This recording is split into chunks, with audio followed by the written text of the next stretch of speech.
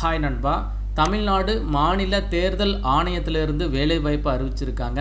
அலுவலக உதவியாளர் அப்படின்னு சொல்லக்கூடிய ஆஃபீஸ் அசிஸ்டன்ட் லெவல் ஜாப் தான். ஃப்ரெஷர் அப்ளை பண்ணிக்கலாங்க. முழு தகவலை சொல்கிறேன். இந்த வீடியோக்கு ஒரு லைக் மட்டும் கொடுங்க. தமிழ்நாடு மாநில தேர்தல் ஆணையத்தில் இப்போ அலுவலக உதவியாளர் அதாவது ஆஃபீஸ் அசிஸ்டன்ட் லெவல் ஜாபுக்கான காலி பணியிடங்களை அறிவிச்சிருக்காங்க. மொத்தமாக ஒரு 7 காலி இடங்கள் இருக்குது. இந்த ஜாபுக்கு குறைந்தபட்சம் 15,700 ரூபாய். இது பேசிக் பே. இதை ஃபாலோ பண்ணி உங்களுக்கு படிகள் அதாவது அலவன்சஸ் இருக்கும். அந்த அலவன்சஸ் எல்லாமே சேர்த்து முதல் மாத சம்பளமாக 25,000 29,000 ரூபாய் வரைக்கும் நீங்கள் ஏர்ன் பண்ணலாம். இந்த ஜாபுக்கான இன சுழற்சி மற்றும் இட ஒதுக்கீடு பற்றின விவரங்கள் கொடுத்துருக்காங்க. செலெக்ஷன் அப்ளிகேஷனாக ஷார்ட்லிஸ்ட் பண்ணுவாங்க. இன சுழற்சி முறையில் அப்ளிகேஷனை ஷார்ட்லிஸ்ட் பண்ணிவிட்டு அதுக்கப்புறம் ஃபைனலாக ஒரு இன்டர்வியூ மட்டும்தான் வைக்கிறாங்க. குறைந்தபட்ச வயது 18 கம்ப்ளீட் ஆகிருக்கணும். பொது பிரிவு அப்படின்னா 32 வயது வரை அப்ளை பண்ணிக்கலாம். பிற்படுத்தப்பட்டோர் மிகவும் பிற்படுத்தப்பட்டோர் அப்படின்னா 34 வயது வரை அப்ளை பண்ணிக்கலாம். ஆதி திராவிடர் ஆதரவற்ற விதவை அப்படின்னா 37 வயது வரை அப்ளை பண்ணிக்கலாம். பர்சன் வித் டிசபிலிட்டி மாற்றுத்திறனாளியாக இருக்கிறீங்க அப்படின்னா கூடுதலாக உங்களுக்கு 10 வருடங்கள் ஏஜ் ரிலாக்ஸேஷன் கொடுத்துருக்காங்க. முன்னாள் இராணுவத்தினர் அப்படின்னா அதில் ஜென்ரல் 10 பொது பிரிவுக்கு 50 வயது வரை அப்ளை பண்ணிக்கலாம். அண்ட் பிசி எம்பிசி எஸ்சி எஸ்டியாக இருக்கிறீங்க அப்படின்னா 55 வயது வரை அப்ளை பண்ணிக்கலாம். கல்வி தகுதி இந்த ஜாபுக்கு குறைந்தபட்சம் 8ஆம் வகுப்பு நீங்கள் தேர்ச்சி பெற்றிருக்க வேண்டும். 8th பாஸ்லேருந்து நீங்கள் 10th 12th டிப்ளமோ டிகிரின்னு சொல்லிட்டு என்ன படிச்சிருந்தாலும் இந்த ஜாபுக்கு எலிஜிபிள் தான். அடிஷ்னலாக அப்ளை பண்ணுற கேண்டிடேட்க்கு மிதி வண்டி ஓட்ட தெரிந்திருக்க வேண்டும். ஜெராக்ஸ் மற்றும் பிரிண்டர் இயந்திரங்களை இயக்க தெரிந்திருக்க வேண்டும் அப்படிங்கிற கண்டிஷன் கொடுத்துருக்காங்க. ஸோ குறைந்தபட்ச கல்வி தகுதியை 8th பாஸ்லேருந்து அப்ளை பண்ணிக்கலாம். அதை ஃபாலோ பண்ணி உங்களுக்கு சைக்கிளோட தெரிஞ்சிருக்கணும். ஜெராக்ஸ் பிரிண்டர் மிஷின்லாம் இருக்குல்ல அதை ஆப்ரேட் பண்ண தெரிஞ்சிருக்கணும். அப்ளிகேஷன் பார்த்தீங்கன்னா ஆஃப்லைன் மோட் அப்ளிகேஷன் தான். ஒரு அப்ளிகேஷன் ஃபார்ம் இந்த நோட்டிஃபிகேஷன் எண்ட்லேயே கொடுத்துருக்காங்க.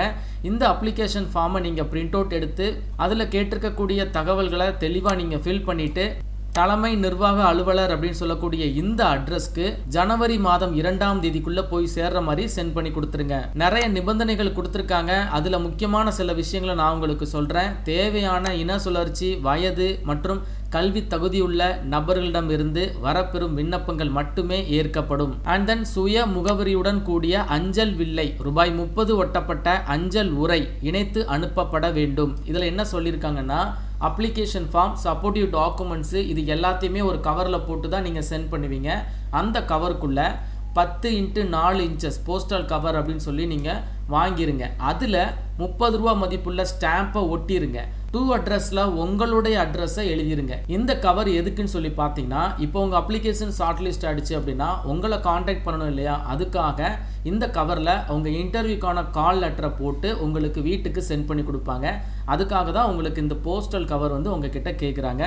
அதில் 30 ரூபா மதிப்புள்ள ஸ்டாம்ப் ஒட்டி இருக்கணும். அண்ட் அதனுடைய சைஸ் கொடுத்துருக்காங்க.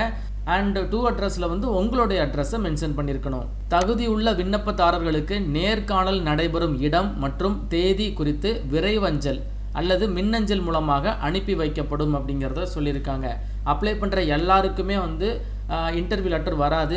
யாருடைய அப்ளிகேஷன் ஷார்ட் லிஸ்ட் ஆகுதோ அதை பொறுத்து தான் அவங்களுக்கு மட்டும் நேர்காணல் நடைபெறும் இடம் தேதி எல்லாத்தையுமே தெரியப்படுத்துவோம் அப்படிங்கிறத சொல்லியிருக்காங்க. இந்த நோட்டிஃபிகேஷன் எண்டில் விண்ணப்ப படிவம் அப்ளிகேஷன் ஃபார்ம் இருக்குது. ஜஸ்ட் இதை மட்டும் நீங்கள் ஃபில் பண்ணுங்கள். இதில் எல்லாமே தமிழில் தான் கொடுத்துருக்காங்க. நீங்களும் தமிழ்லே எழுதிருங்க. வலது பக்கம் உங்களுடைய ரீசன்ட் பாஸ்போர்ட் சைஸ் ஃபோட்டோவை அட்டாச் பண்ணிடுங்க. அதில் சைன் பண்ணிடுங்க கையொப்பத்துடன் அப்படிங்கிறத கொடுத்துருக்காங்க. அப்போ உங்களுடைய ஃபோட்டோவை இந்த இடத்துல நீங்கள் அட்டாச் பண்ணிவிட்டு பாதி சைன் ஃபோட்டோவில் இருக்கிற மாதிரி மீதி சைன் வெளியில் இருக்கிற மாதிரி நீங்கள் உங்களுடைய சைனை இந்த இடத்துல போட்டுருங்க. அதுக்கப்புறம் என்னென்ன தகவல்கள் கேட்டிருக்காங்களோ அது எல்லாத்தையுமே தமிழ்லேயே நீங்கள் ஃபில் பண்ணிடுங்க. இந்த அப்ளிகேஷன் ஃபார்ம் கூட நீங்கள் வைக்கிற எல்லா டாக்குமெண்ட்ஸ்லையுமே செல்ஃப் அட்டாச்டு பண்ணியிருக்கணும் அப்படிங்கிறதையும் மென்ஷன் பண்ணியிருக்காங்க. என்ன மாதிரியான டாக்குமெண்ட்ஸ்லாம் நீங்கள் வைக்கணும் அப்படின்னா கல்வி சான்று அதற்கு நீங்கள் 10th மார்க் ஷீட்டை வச்சுருங்க. அதுக்கப்புறம் ஜாதி சான்றிதழாக இருக்கட்டும், ஏதாச்சும் ப்ரிஃபரன்ஸ் கோர விரும்புகிறீங்க அப்படின்னா அதனுடைய சான்றிதழாக இருக்கட்டும். அண்ட் அட்ரஸ் வெரிஃபிகேஷனுக்காக ஆதார் கார்டுடைய ஜெராக்ஸை நீங்கள் வச்சுக்கலாம். எல்லாமே ஜெராக்ஸ் தான் வைக்கணும். நீங்கள் வைக்கிற எல்லா ஜெராக்ஸ் காப்பிலையுமே உங்களுடைய சிக்னேச்சர் போட்டுருங்க. அதுக்கு பேர் தான் செல்ஃப் அட்டாச்டு டாக்குமெண்ட் அப்படின்னு சொல்லுவாங்க. ஸோ எல்லாத்தையுமே கரெக்டாக நீங்கள் ஃபில் பண்ணி டாக்குமெண்ட்ஸ் எல்லாத்தையும் அட்டாச் பண்ணி நோட்டிஃபிகேஷனில் மென்ஷன் பண்ணியிருக்கக்கூடிய அட்ரஸ்க்கு ஜனவரி மாதம் 2ஆம் தேதிக்குள்ளே போய் சேர்ற மாதிரி சென்ட் பண்ணி கொடுத்துருங்க. இதை ஃபாலோ பண்ணி டிரைவர் வேகன்சிக்கும் ஆட்கள் எடுக்கிறாங்க. அந்த டிரைவர் வேகன்சி பற்றின நோட்டிஃபிகேஷன் நீங்கள் பார்க்கணும் அப்படின்னா டிஸ்கிரிப்ஷன் பாக்ஸ்லையும் ஃபர்ஸ்ட் கமெண்ட்லையும் லிங்க் தரேன், செக் பண்ணி பாருங்க. இது ஒரு நல்ல ஆப்பர்ச்சுனிட்டி தான். விருப்பமுள்ள நண்பர்கள் இந்த ஜாபுக்கு அப்ளிகேஷனை சென்ட் பண்ணுங்க. உங்களுக்கு ஏதாச்சும் டவுட் இருக்குது அப்படின்னா கமெண்ட் பாக்ஸில் கேளுங்க. மேலும் ஒரு நல்ல வேலை வாய்ப்பு தகவலுடன் நான் உங்களை சந்திக்கிறேன். தேங்க்ஸ் ஃபார் வாட்சிங். See you. Bye.